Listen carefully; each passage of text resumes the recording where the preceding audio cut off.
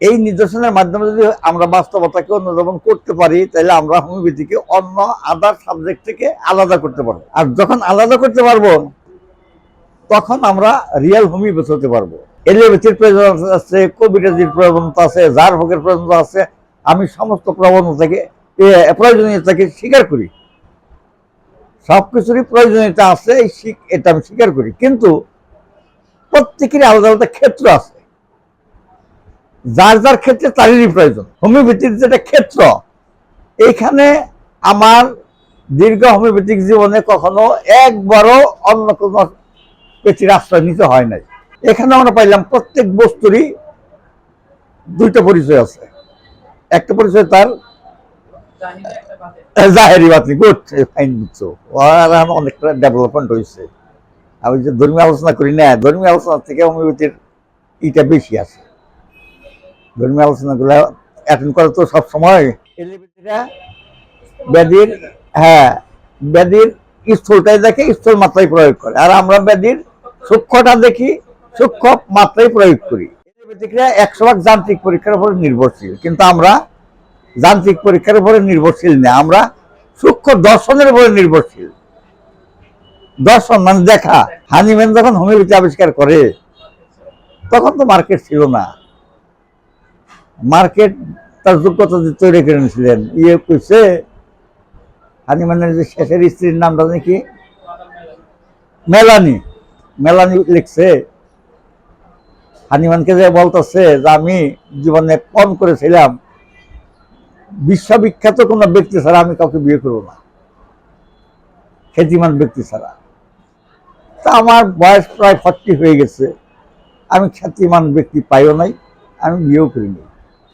তা আমি পত্রপত্রিকার মাধ্যমে জানতে পারলাম আপনার সম্পর্কে, এবং আমি বিশ্বাস করি আপনি একজন যেহেতু নব আবিষ্কারক, একটা নতুন জিনিসের আবিষ্কারক, আপনি খ্যাতমান ব্যক্তি, অতএব আমি আপনাকে বিয়ে করতে চাই। তখন হানিম্যান বললেন, দেখো আমার 76 বছর বয়স, তুমি আমাকে বিয়ে করে কি পাইবে? আমাকে তো কিছুই পাইবে না স্বামী হিসেবে। আমি তো কিছু পাওয়ার জন্য আসি নাই, আমি বরং আপনাকে দেওয়ার জন্যই আসছি। কেন, আমার ধন সম্পদের অভাব নেই, আমি নিজে একজন শিল্পী, অনেক কামাই করি, আমার বাবা অনেক অনেক ধন সম্পদ আছে, এইগুলো আপনার হয়ে যাবে। আপনি আমার সাহচর্যে থাকবেন, আপনার বার্ধক্যে আমি আপনার সেবা করব। কাজেই আমি শুধু আপনাকে স্বামী হিসেবে পরিচয় দিতে চাই। আপনি আমার স্বামী, একজন খ্যাতমান ব্যক্তি, আমার স্বামী। বিয়ে করে পরে এই যে জার্মান থেকে ফ্রান্সে নিয়ে গেল। রিজিক আপনি হন্য হয়ে অন্বেষণ করতে পারবেন, কিন্তু রিজিক যদি আপনার কাছে না আসে, আপনি কি কামাই করতে পারবেন? পারবেন না। তা আমরা এই যে অন্তর্নিহিত অবস্থাটা চিন্তা করি না। আল্লাহ কোরআনের 2টা সূরার মধ্যে বলছেন যে আল্লাহ ইচ্ছা না করলে তোমার ইচ্ছাও করবে না। কথাটা আর গভীরতা আছে। আমার উস্তাদ যতদিন জীবিত ছিলেন, আমি বুক ফুলিয়ে চলতাম। কিভাবে চলতাম? আরে আমি ভুল করলে আমার উস্তাদ দেখবো, আমার উস্তাদের পরামর্শ নিয়ে আমি কাজ করলাম। আমি যখন প্রেসক্রিপশন করছি, উস্তাদ কাছে থাকছে, বললাম আচ্ছা তাও এটা দিয়ে চাই, কি করবো, আচ্ছা দেন। তাহলে আমি ভরসা পাইলাম। এই যে তার উপস্থিতি, এইটাই ছিল আমার জন্য একটা শক্তি। যখন মারা গেল, 8 বছর তার সাথে ছিলাম, তখন মারা গেল, আমি খুব হতাশ হয়ে গেলাম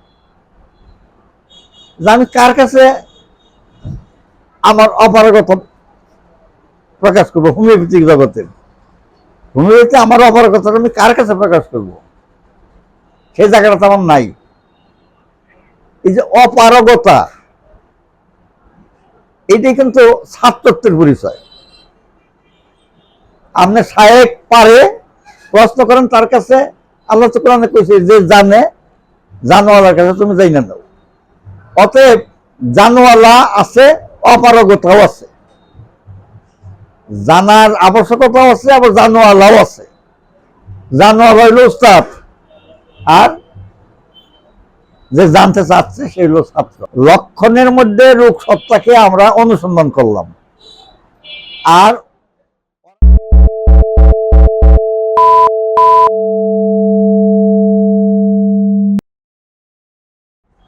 বিসমিল্লাহির রহমানির রহিম। আমরা আলোচনা করতে যাচ্ছি কি রোগী পর্যবেক্ষণের কৌশলগুলা, নাকি রোগী তো থিওরিটিক্যাল কিছু না, রোগী তো প্র্যাকটিক্যাল, বাস্তব। প্রত্যেক চিকিৎসকের, এলোপ্যাথি হোমিওপ্যাথি প্রত্যেক চিকিৎসকের রোগী হলো বাস্তব পরীক্ষা, তার সাথে কর্মকাণ্ডটা হলো বাস্তব, সরাসরি ডাইরেক্ট, পরোক্ষ না প্রত্যক্ষ।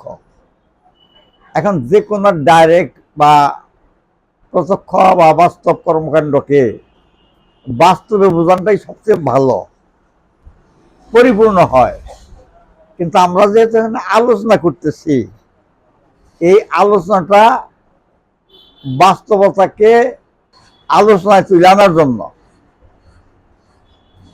আমরা চেষ্টা করব, কিন্তু এটা 100% সফল চেষ্টা হবে না। এর পরবর্তী সময়ে আবার বাস্তবভাবে রোগীতে আলোচনা করতে হবে। এখন আমরা হোমিওপ্যাথ, আমাদের চিন্তা চেতনা আদর্শ কর্মকাণ্ড সবই অন্যান্য চিকিৎসা বিজ্ঞান থেকে একটু আলাদা, এবং এমনই আলাদা যে মৌলিকভাবে আলাদা। শাখা প্রশাখায় কিছু মিল আছে, কিন্তু মৌলিকভাবে আলাদা। মৌলিক সত্তায় যখন কোনো বস্তু আলাদা হয়ে যায়, তখন এই চেতনাটা, এটা যে একটা স্বতন্ত্র বিজ্ঞান, এই চেতনাটা মাথায় রেখে আমাদের কাজ করতে হবে। প্রত্যেকটা কর্মের ভিত্তি কি? বিশ্বাস। ভিত্তি হলো বিশ্বাস, ঈমান। যে কাজ আপনি করবেন, সেই কাজের প্রতি যদি আপনার বিশ্বাস না থাকে, তাইলে সে কাজ করি না, ধরি না, বা করবার গেলেও মনোযোগী নাই, এইটাই হবে। যেমন নামাজের প্রতি যদি আমার, আল্লাহর প্রতি যদি গভীর বিশ্বাস না থাকে, তাহলে নামাজ আমরা নিয়ে আসবে, পরম না, বা মনোযোগ আইব না, কুচু কবু থাকবে না, ইত্যাদি। কিন্তু মনোযোগ থাকলে একনিষ্ঠভাবে আমি ওই কাজটা করতে পারবো। এখন প্রত্যেক কর্মের ভিত্তি হইল তার বিশ্বাস, ওই কর্মের বিশ্বাস। কারণ এই বিশ্বাসটা জন্ম নেয় কিসের থেকে? কি থেকে? হ্যাঁ, না, খালি ভালোবাসা থেকে বিশ্বাস না, ভালোবাসা পরে আছে। বিশ্বাসটা জন্ম নেয় বাস্তবতা থেকে। কখনো কোনো মানুষ বাস্তবতা যদি নিরীক্ষণ করতে না পারে, ততক্ষণ তার মধ্যে ওটার প্রতি বিশ্বাস জন্মে না। আল্লাহকে আমরা দেখি না, কোনোভাবে দেখি না। হ্যাঁ, আমরা দেখি। যে ব্যক্তি আল্লাহকে দেখে, সেই সঠিকভাবে বিশ্বাস করতে পারে। কেন আল্লাহ কইছে, আমাকে তো দেখতে পারবো না, আমার নিদর্শন গুলো দেখো। হ্যাঁ, নিদর্শন মধ্যে আল্লাহ প্রকাশ্যে আছে, খালি লুকায়িত না, লুকায়িত আছে, প্রকাশ্য আছে। জাহেরি বাতিনি সব জায়গায় আল্লাহ আছে, কিন্তু আমাকে বুঝতে হবে। বোঝার জন্য যে বুঝটা দরকার, যে জ্ঞানটা দরকার, যে আকলটা দরকার, আকল বুঝ, এই দুইটা জিনিস না থাকলে কোনো কিছুই বোঝা যায় না। আচ্ছা, তাহলে এখন কর্মের ভিত্তি আমার বিশ্বাস, আর বিশ্বাসটা বাস্তবে না গেলে কখনো আসে না। আর বাস্তবতা হইলো আমাদের নিদর্শন। কথাটা খেয়াল করেন, যে কোনো ক্ষেত্রে যান, যে কোনো ফিলোসফির বাস্তবতাকে হাসিল করতে হবে তার নিদর্শনের ভিত্তিতে, বুঝলেন? এখন আমরা হোমিওপ্যাথি একটা কর্ম, এটার বাস্তবতাটাকে আমরা অনুধাবন করব নিদর্শনের মাধ্যমে, বুঝলেন? এই নিদর্শনের মাধ্যমে যদি আমরা বাস্তবতাকে অনুধাবন করতে পারি, তাহলে আমরা হোমিওপ্যাথিকে অন্য আদার সাবজেক্ট থেকে আলাদা করতে পারবো। আর যখন আলাদা করতে পারবো, তখন আমরা রিয়েল হোমিওপ্যাথ হতে পারবো। বুঝলেন? অনাস্থার কারণেই কিন্তু অনেক হোমিওপ্যাথ আছে, আমি দেখছি যে তারা ডাক্তারি করে ঠিকই, এটা ব্যবসা করে। ডাক্তার যারা ব্যবসা করে তারা কখনো ডাক্তার হয় না। এর কারণ আমি অবজারভেশন করছি যে তারা তাদের বাচ্চা কাচ্চা পরিবারের যে কোনো চিকিৎসায় যায়, তাদের বিশ্বাস, আর এটা করে ব্যবসা। এটাই তো প্রমাণ, নাম নাকি এটা মনে করেন না প্রমাণ। সে কিন্তু বলবেন না ভাই আমি তো বিশ্বাস করি, বিশ্বাস না করলে এটা আমি করুম কে? ওটা তুমি যে বিশ্বাস করো, তোমার তো নিজের বাচ্চা কাচ্চা পরিবারের সবার চিকিৎসা, তাহলে এটা কিভাবে বিশ্বাস? আমি ডিনাই করি না এই কথার মাধ্যমে, আবশ্যকতা আছে। আল্লাহ এই পৃথিবীতে যা কিছু মানুষের নিয়ামত স্বরূপ প্রেরণ করেছেন বা দিয়েছেন, সবকিছুরই প্রয়োজনীয়তা আছে, অন্য আল্লাহ দেন না। আল্লাহ হয়তো কোনো কাজই করেন না, বুঝলেন? কিন্তু এলিওপ্যাথির প্রয়োজনীয়তা আছে, কবিরাজির প্রয়োজনীয়তা আছে, জার ভোগের প্রয়োজনীয়তা আছে। আমি সমস্ত প্রয়োজনীয়তাকে স্বীকার করি, সবকিছুরই প্রয়োজনীয়তা আছে, এটা আমি স্বীকার করি। কিন্তু প্রত্যেকেরই আলাদা আলাদা ক্ষেত্র আছে, যার যার ক্ষেত্রে তারই প্রয়োজন, তাই না? আপনি একটা ভারী জিনিস উত্তোলন করবেন, একটা জিনিস যদি আধমন ওজন হয়, তাহলে আপনার আর কারোর প্রয়োজন নয়, একাই উত্তোলন করবে। আর যেটা 2 মণ ওজন হয়, তাহলে আপনি তখন অন্যের সহযোগিতা নেবেন, 3-4 জন লোক ডাকবেন, ভাই আপনি একটু দিয়ে দাও। তাহলে আপনার ক্ষেত্রে যদি কাজ করতে সক্ষম হন, তাহলে আপনার আর অন্যের প্রয়োজনীয়তা নাই, আপনি একাই যথেষ্ট।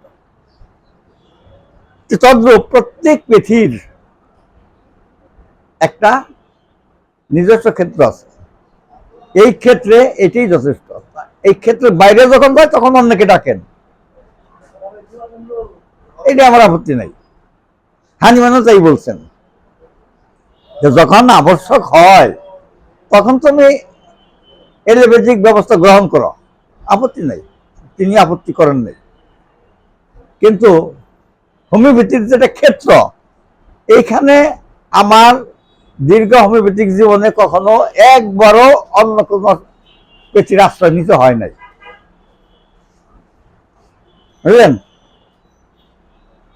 এখন আমাকে বিশ্বাস করতে হবে সর্বপ্রথম কি জিনিসটা, হোমিওপ্যাথি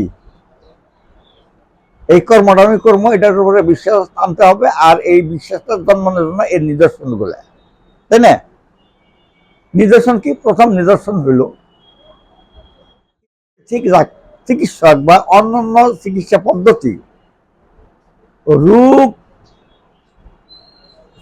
চিত্রের মধ্যে যে 2টা দিক আছে, একটা হলো তার প্যাথোলজিক্যাল দিক, আর একটা দিক হইল কি প্যাথোলজিক্যাল, তো নিদানগত। প্যাথোলজিক্যাল বা নিদানগত একটা চিত্র আছে রোগের, আর একটা চিত্র আছে নিদানগত চিত্রের বাইরে একটা চিত্র আছে। নিদানগত তো লক্ষণ, লক্ষণ না, কিন্তু নিদানগত ওই লক্ষণগুলোকে আমরা বলি এগুলো নিদানগত লক্ষণ। আর একটা লক্ষণকে আমরা বলি পিকুলিয়ার লক্ষণ বা ক্যারেক্টারিস্টিক লক্ষণ, তাই না? আচ্ছা, তাইলে নিদানগত লক্ষণটা হলো বাহ্যিক পরিচয়, আর চরিত্রগত লক্ষণ। পিকুলিয়া শব্দটা এক সাইড হয়ে যায়, চরিত্রগত করলে অল কভার করে। চরিত্রগত লক্ষণ হইল কি? অন্তর্নিহিত, অন্তর্নিহিত, বাতেনি, গভীর, সূক্ষ্ম লক্ষণ। বুঝলেন? নিদানগত লক্ষণগুলা হইল বাহ্যিক এবং দেখলেই বোঝা যায়, তাই না? আর ওই ব্যাধিরই যেটা চরিত্রগত লক্ষণ সেটা হলো অদৃশ্য, দেখা যায় না, বুঝা নিতে হয়, তাই না? তাহলে এখানে আমরা পাইলাম প্রত্যেক বস্তুরই দুইটা পরিচয় আছে। একটা পরিচয় তার জাহেরি বাতিনি, গুড, ফাইন, বুঝছো, অনেকটা ডেভেলপমেন্ট হয়েছে। আমি যে ধর্মীয় আলোচনা করি না, ধর্মীয় আলোচনা থেকে হোমিওপ্যাথির ইটা বেশি আছে। ধর্মীয় আলোচনাগুলো অ্যাটেন্ড করে তো সবসময় অনেকটা পরিবর্তন এসেছে। যা হোক, রোগের জাহেরি পরিচয়, এই রোগের জাহেরি পরিচয়ের উপরে আমরা নির্ভর করি না, কিন্তু এলোপ্যাথিকরা ওইটার উপরে নির্ভর করে। আবার আমরা এর বাতেনি পরিচয়ের উপরে নির্ভর করি, অদেখা অদৃশ্য পরিচয়ের উপরে নির্ভর করি। এইটা ওরা দাম দেয় না। এই যে কন্ট্রাডিকশন, ভাগাভাগি হয়ে গেল, তাই না? স্থূল মাত্রায় সব ওষুধ ব্যবহার করে কেন? তারা তো নিদানগত লক্ষণকে প্রাধান্য দেয়, এই জন্য তাদের জন্য স্থূল মাত্রার ওষুধই আবশ্যক। আর আমরা যেহেতু রোগের সূক্ষ্ম পরিচয়টাই লাভ করি, অদৃশ্য সূক্ষ্ম পরিচয়, বাতিনি পরিচয়টাই লাভ করি, যেটা রোগ গোপন রাখে, এই জন্য আমাদের সূক্ষ্ম ওষুধই দরকার হয়, বুঝছেন? তাইলে দুইটা পার্থক্য না পারলাম না? এলোপ্যাথিরা ব্যাধির, হ্যাঁ, ব্যাধির স্থূলটাই দেখে, স্থূল মাত্রায় প্রয়োগ করে, আর আমরা ব্যাধির সূক্ষ্মটা দেখি, সূক্ষ্ম মাত্রায় প্রয়োগ করি, সূক্ষ্ম শক্তি, সূক্ষ্ম মাত্রা ইত্যাদি প্রয়োগ করি। আচ্ছা, এখন এলোপ্যাথিকরা পরীক্ষা নিরীক্ষা, যান্ত্রিক পরীক্ষার উপরে নির্ভরশীল। আমরা তো পরীক্ষা করি, এলোপ্যাথিকরা 100% যান্ত্রিক পরীক্ষার উপরে নির্ভরশীল, কিন্তু আমরা যান্ত্রিক পরীক্ষার উপরে নির্ভরশীল না, আমরা সূক্ষ্ম দর্শনের উপরে নির্ভরশীল। দর্শন মানে দেখা, সূক্ষ্ম দর্শন। দর্শন তো দুই রকম আছে, দেখাটা দুই রকম আছে না? একটা সূক্ষ্ম দর্শন, যেটা ধারণাগত। সূক্ষ্ম দর্শনটা হলো ধারণাগত, কাল্পনিক। কল্পনায় আমরা দেখি, আল্লাহ রাসূল কল্পনায় আল্লাহকে দেখছেন, সূক্ষ্ম দর্শন। আবার বস্তুর বাস্তব দর্শন আছে, তাই না? আল্লাহকে তো আর বাস্তবে দেখা যাবে না, রোগের সূক্ষ্ম পরিচয়টাকে তো আর বাস্তবে দেখা যাবে না। দেখা যাবে কি? এটা হানিমান বলছেন, যেটা অন্তরের অদৃশ্য স্তরের কাজ, অদৃশ্যই থাকবে। এটা খোঁজার জন্য তোমরা অযথ হয়রান হইও না, নিষেধ করে দিচ্ছেন যে রূপ কোথায়, কোন সত্তা, এটা হ্যাঁ কিভাবে উৎপন্ন হলে, এই সমস্ত বিষয় নিয়ে তোমরা অযথা সময় নষ্ট না করে এই নিদর্শন দেখে একে চিনো, কথা হচ্ছেন? তাহলে সেই নিদর্শনটাকে আমরা কিভাবে চিনব? অনেক সূক্ষ্মভাবে, অনেক চিন্তার মাধ্যমে, অনেক নির্ভুলভাবে এটা আমাদের চিনতে হবে, নাকি? তাহলে কটা পার্থক্য পাইলাম এলোপ্যাথির সাথে? তিনটে। হ্যাঁ হ্যাঁ হ্যাঁ, ওদের মাত্রা, হ্যাঁ। আচ্ছা, তাহলে আমরা রূপ খুঁজি লক্ষণের ভিত্তিতে, আর ওরা রূপ খুঁজে যান্ত্রিক উপায়ে, কিন্তু এইটা কখনোই ওরা পাবে না। যেমন মানুষের রূপ, এটাকে কি মানুষ আজ পর্যন্ত দেখতে পারছে কেউ? অতএব কোন বিষয়ের, কোন বস্তুর রূপকে, রূপটা হলো অদৃশ্য, এই রূপটাকে কেউই দেখতে পারবে না। যারা দেখে বলে এরা মিথ্যা বলে, আর দেখার জন্য যে পয়সা খরচ করে, যান্ত্রিক পরীক্ষা নিরীক্ষা ইত্যাদি করে না, অপব্যয়। ঠিক আছে কথা? এখন কইবেন যে যুগে তো চলবে না। হ্যাঁ, এটা তো খালি হোমিওপ্যাথিক, ইসলাম ধর্ম নিয়েও তো মানুষ কয় যে যুগে এটা চলবো না, ইসলাম ধর্ম, এই যুগে কোরআন চলে না, এই যুগে হাদিস চলে না। ভাই, এই জন্য আল্লাহ পয়লা করছে, তোমরা যুগকে গালি দিও না, যুগকে দিছো না, দোষ তো যুগের না, দোষ হলো তোমার চিন্তা শক্তির মধ্যে। আর নিয়ে আরো কথা যুগের উপরে, আল্লাহ তো এই জন্য কিছু যুগকে গালি দিও না, বুঝছেন? কথাটা যুক্তি আছে না? আসলে দুষ্ট যুগের না। হানিম্যান যেভাবে এই রোগের সূক্ষ্ম শক্তিটাকে চিনতে পারছে, অন্যরা তা চিনতে পারে নাই। আর আমরাও তা চিনতে পারি না বলে আমরা যুগকে গালি দিই, না এই যুগে না অসল। আবার ব্যবসাটা যুগের উপরে নির্ভরশীল। ব্যবসা যদি করেন তাহলে মানুষ একটা কথা বলে, জায়গা গুনে দাঁত ধরে ভাত খায়। ব্যবসার মধ্যে এই সূত্র অ্যাপ্রোপ্রিয়েট। ভালো জায়গায় দোকান দিয়ে বইবেন, মানে কিছুই জানেন না, খালি পানি দিবেন, খালি পানি, দেখবেন যে লাখ লাখ টাকার মালিক হয়ে গেছেন আপনি অল্প দিন। বুঝলেন? এখানে ভাগ্য একটা কথা আছে, আপনার এটা হালাল হবো না, আল্লাহ আপনার হালাল রেজেক আপনি আল্লাহর কাছে চানও নাই, আল্লাহ আপনার দেয় নাই, কিন্তু আপনার যা দিবার আল্লাহ ঠিকই দিতেছে। আপনি চান হারাম হয়ে দিতেছে, তাই না? আর যে হালাল হয়ে চাইতেন তাইলে আল্লাহ হালাল হয়ে দিতেন, আল্লাহর দোষ না। বুঝলেন? এখন যখন বলবেন আপনি যে মার্কেট নাই, এর যুগে মার্কেট নাই, আল্লাহ রাসূলের আবির্ভাব যখন হলো তখনও তো ধর্মের মার্কেট ছিল না। মার্কেট তিনি তৈরি করে নিয়েছিলেন তার যোগ্যতা দ্বারা, তাই না?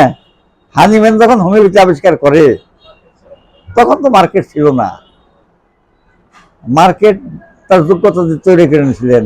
কইছে হানিম্যানের যে শেষের স্ত্রীর নামটা নাকি মেলানি, মেলানি লিখছে হানিম্যানকে, যে বলতেছে যে আমি জীবনে পণ করেছিলাম বিশ্ববিখ্যাত কোন ব্যক্তি ছাড়া আমি কাউকে বিয়ে করবো না, খ্যাতিমান ব্যক্তি ছাড়া। তা আমার বয়স প্রায় 40 হয়ে গেছে, আমি খ্যাতিমান ব্যক্তি পাইও নাই, আমি বিয়েও করিনি। তা আমি পত্রপত্রিকার মাধ্যমে জানতে পারলাম আপনার সম্পর্কে, এবং আমি বিশ্বাস করি আপনি একজন যেহেতু নব আবিষ্কারক, একটা নতুন জিনিসের আবিষ্কারক, আপনি খ্যাতমান ব্যক্তি, অতএব আমি আপনাকে বিয়ে করতে চাই। তখন হানিম্যান বললেন, দেখো আমার 76 বছর বয়স, তুমি আমাকে বিয়ে করে কি পাইবে? আমাকে তো কিছুই পাইবে না স্বামী হিসেবে। আমি তো কিছু পাওয়ার জন্য আসি নাই, আমি বরং আপনাকে দেওয়ার জন্য আসছি। কেন? আমার ধন সম্পদের অভাব নেই, আমি নিজে একজন শিল্পী, অনেক কামাই করি, আমার বাবা অনেক অনেক ধন সম্পদ আছে, এইগুলো আপনার হয়ে যাবে। আপনি আমার সাহসার্যে থাকবেন, আপনার বার্ধক্যে আমি আপনার সেবা করব। কাজেই আমি শুধু আপনাকে স্বামী হিসেবে পরিচয় দিতে চাই। আপনি আমার স্বামী, একজন খ্যাতমান ব্যক্তি, আমার স্বামী। বিয়ে করে পরে এই যে জার্মান থেকে ফ্রান্সে নিয়ে গেল। বুঝলেন? এটাও কিন্তু একটা বিশ্বাসের পরে মালিনী এই কাজটা করছে, তাই না? আদর্শ। এখন প্রত্যেক ব্যক্তি যখন কিছু নতুন হাজির করে তখন তার নিজের ব্যক্তিত্ব দ্বারাই সেটাকে মার্কেট তৈরি করে তার। আর কোনো কিছুর মার্কেট আসলে আমরা বলি খালি যে এটা আমি তৈরি করছি, এটা আমি করছি, ওটা আমি কামাইছি। আসলে তো প্রত্যেক যেমন একটা বই আপনি লিখলেন, ওই বই যদি ওর মার্কেট করে নিতে না পারে, আপনি ওটা মার্কেট করে দিয়ে পারবেন না। রিজিক আপনি হন্য হয়ে অন্বেষণ করতে পারবেন, কিন্তু রিজিক যদি আপনার কাছে না আসে আপনি কি কামাই করতে পারবেন না। তা আমরা ওই যে অন্তর্নিহিত অবস্থাটা চিন্তা করি না। বুঝলেন? আমরা মনে করি আমাদের যোগ্যতাই হয়ে গেল। যোগ্যতাই যখন পেট ব্যথা করে তখন তো আপনার যোগ্যতা থাকে না, তখন চিকির পারেন কেন?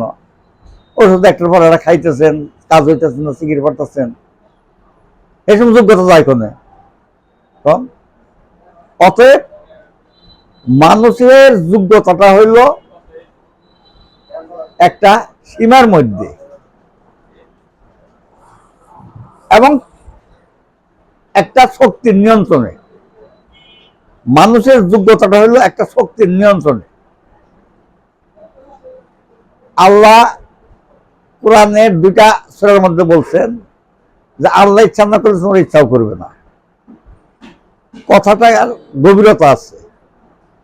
আমার ইচ্ছা আছে, কিন্তু আমার ইচ্ছা শক্তিটা আল্লাহর ইচ্ছা শক্তির অধীনে। এটা যে এইটাই বোঝাইছে, যেগুলো আমার ইচ্ছা নাই তা কিন্তু আল্লাহ করেন কে, যে তোর ইচ্ছা নাই তা কি কইছে? কইছে আমি ইচ্ছা না করলে তোমরা ইচ্ছা করা পারবো না, তাই না? তাহলে আমার ইচ্ছা শক্তিটা আল্লাহর অধীনস্থ। আমার সমস্ত কর্মকাণ্ড প্রচেষ্টা সবই আল্লাহর এখতিয়ারে, আল্লাহর অধীনস্থ। এখন অধীনে থেকে যখন আমি কাজ করি, তখন ক্রেডিট আমি যদি নেই সবটুকু, তাহলে এটা একটা বোকামি না? যেহেতু আমি একটা অধীনে থেকে কাজ করতেছি, তার তার উপস্থিতি আমার জন্য সহায়ক, তাই না? আমি যদি যেমন আমার যেটা আমি ব্যক্তিগত বলি, আমার উস্তাদ যতদিন জীবিত ছিলেন আমি বুক ফুলিয়ে চলতাম। কিভাবে চলতাম? আরে আমি ভুল করলে আমার উস্তাদ দেখবো, আমার উস্তাদের পরামর্শ নিয়ে আমি কাজ করলাম। আমি যখন প্রেসক্রিপশন করছি, উস্তাদ কাছে থাকছে, বললাম আচ্ছা তাও এটা দিয়ে চাই কি করবো, আচ্ছা দেন, তাহলে আমি ভরসা পাইলাম। এই যে তার উপস্থিতি, এইটাই ছিল আমার জন্য একটা শক্তি। যখন মারা গেল, 8 বছর তার সাথে ছিলাম, তখন মারা গেল, আমি খুব হতাশ হয়ে গেলাম যে আমি কার কাছে আমার অপারগতা প্রকাশ করবো। হোমিওপ্যাথিক জগতের হোমিওপ্যাথি আমার অপারগতা আমি কার কাছে প্রকাশ করব? সেই জায়গাটা তো আমার নাই। এই যে অপারগতা, এইটাই কিন্তু ছাত্রত্বের পরিচয়। আপনি শায়েক পারে প্রশ্ন করেন তার কাছে, আল্লাহ তো কোরআনে কইছে যে জানে জানোয়ালার কাছে তুমি যাই না দাও। অতএব জানোয়ালা আছে, অপারগতাও আছে, জানার আবশ্যকতাও আছে, আবার জানোয়ালাও আছে। জানোয়ালা হইল উস্তাদ, আর যে জানতে চাচ্ছে সে হইল ছাত্র। এই জন্য এই সম্পর্কটাও দুনিয়াতে একটা দীর্ঘস্থায়ী শাশ্বত সম্পর্ক, তাই না? ছাত্রের উস্তাদ ছাড়া মানে এই একাকিত্ব, একত্ব না, একাকিত্ব এসে যায়, অসহায় অবস্থা। আমার উস্তাদ নাই, আমার উস্তাদ গেছে, আমি শেষ। হয়তো বাপ মরে গেলেও তো সন্তানরা আবার সোজা হয়ে দাঁড়ায়, উস্তাদ মরে গেলেও হেরা আবার নিজেই আস্তে আস্তে উস্তাদ হয়ে দাঁড়ায়, আস্তে আস্তে আর ওই কাইটা যায়, মানে ভয় ভীতিটা কাইটা যায়। এখন আমরা হোমিওপ্যাথির যে দিক নির্দেশনা, এই দিক নির্দেশনার থেকে আমরা এলোপ্যাথি থেকে এটাকে আলাদা করে নিয়ে আসলাম। আমরা এর জন্য কোনো যান্ত্রিক ব্যবস্থায় গেলাম না, আমরা লক্ষণকে প্রাধান্য দিয়ে তার মধ্যে অনুসন্ধান করলাম রোগ সত্তাকে। লক্ষণের মধ্যে রোগ সত্তাকে আমরা অনুসন্ধান করলাম, আর ওরা যন্ত্র দিয়ে রোগ সত্তাকে অনুসন্ধান করলো। এখন রোগ সত্তা যদি বস্তুগত হয় তাহলে যন্ত্রে ধরা পড়বো, আর রোগ সত্তা যদি অদৃশ্য হয় তাহলে কি যন্ত্রে আইব? কিন্তু আমাদের অদৃশ্য চেতনায় আসবে, তাই না? তাহলে রোগ সত্তাটা আমাদের হোমিওপ্যাথির অদৃশ্য চেতনায় পাওয়া যাবে, কিন্তু এলোপ্যাথির যান্ত্রিক ব্যবস্থায় পাওয়া যাবে না। এটা এখন আমরা কি জানি, আসলে কি রোগ সত্তাটা বস্তুগত না অদৃশ্য? অদৃশ্য, অবশ্যই অদৃশ্য। আচ্ছা, তাহলে ওরা যে বলে যে আমরা পাইছি, পেয়ে গেছি রোগ, নাথিং, এটা কিছুই না। এটা একটা সান্ত্বনা বাক্যদের মুখের, কিছুই পায় নাই। কি পাইছে ওরা? কি ওরা রোগের ফলটা পাইছে? হ্যাঁ, টিউমার পাইলাম। টিউমারটা হইল কেন? তা তো আর হয় নাই, রোগের ফলটা পাইছে, তাই না? এলোপ্যাথি হোমিওপ্যাথির সাথে ফার্স্ট টু লাস্ট আমরা একটা পার্থক্য খুঁজে পাইছি, কিন্তু না সংমিশ্রণের কোনো সুযোগ আছে? তাহলে আমাকে এলোপ্যাথিক ধ্যান-ধারণা মাথা থেকে সরিয়ে দিয়ে, অন্যান্য ব্যবস্থাপনা মাথা থেকে সরিয়ে দিয়ে হোমিওপ্যাথির যে দেখার কৌশল, এই কৌশলটা অবলম্বন করতে হবে। হোমিওপ্যাথির যে যন্ত্র,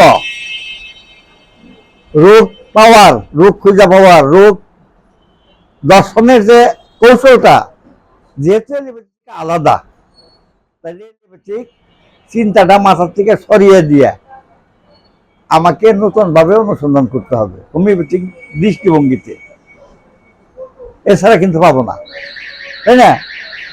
কিন্তু আমরা অধিকাংশ ডাক্তাররাই হোমিওপ্যাথিক স্থূল চিন্তাটাকে মাথা থেকে সরাইতে পারি না, অথচ হয়ে গেছি হোমিওপ্যাথিক ডাক্তার। আমার হোমিওপ্যাথিতে কি আবশ্যক, কি অ্যাপারেটাস আমার দরকার, যন্ত্রপাতি, এটাই আমি জানি না, বুঝলেন? অথচ আমরা ওই পরীক্ষা নিরীক্ষা ইত্যাদি স্থূল বস্তুগত জিনিসগুলোকে প্রাধান্য দিয়ে আমরা কাজ করি। এখন হোমিওপ্যাথিক ঔষধ দর্শন মোতাবেক তাকে কাজ হবো, কাজ হবো না। এলোপ্যাথিক দর্শনটা মাথা থেকে নামান লাগবো না। আমরা কয়জন হোমিওপ্যাথ নামাইতে পারছি? নামাইতে পারছি? নামাইতে পারি না। রোগী আইলেই ওই প্যাথোলজিক্যাল পাই, আমার কাছে বহু ডাক্তার জিজ্ঞাসা করে, ডাক্তার সাহেব ডায়রিয়া হয়েছে কি জন্য, এরকম নাইট পুলের সময় কি জন্য? এগুলা উত্তর না দিলেও একটা দিল না উত্তর, বড় লোক দেখাইলো, আবার দেওয়ার কোনো জো নাই, তাই না? কারণ প্যাথোলজিক্যাল সাইড দেখে, নিজানগত, আর আমরা দেখি সূক্ষ্ম সাইড। সূক্ষ্ম সাইড তো নিজে আবিষ্কার করা নেই, আমরা করবো কি দেয়া? চিন্তা দেওয়ার মাথায় আছে, ওইটাই আমার কইতেছে। আমি তো পারি না, আমি অনেক সময় বলি ভাই আমি তো আবার এই লাইনের ডাক্তার না, আপনার কি ওষুধ আমি করে দিই। কথা হইল, হ্যাঁ, নিজে তাহলে এখন আমাদের প্রথম কাজ হইলো নিজের মাথাটা ধারণ রাখবো, ফালিয়ে দিন, ঠিক আছে? আচ্ছা।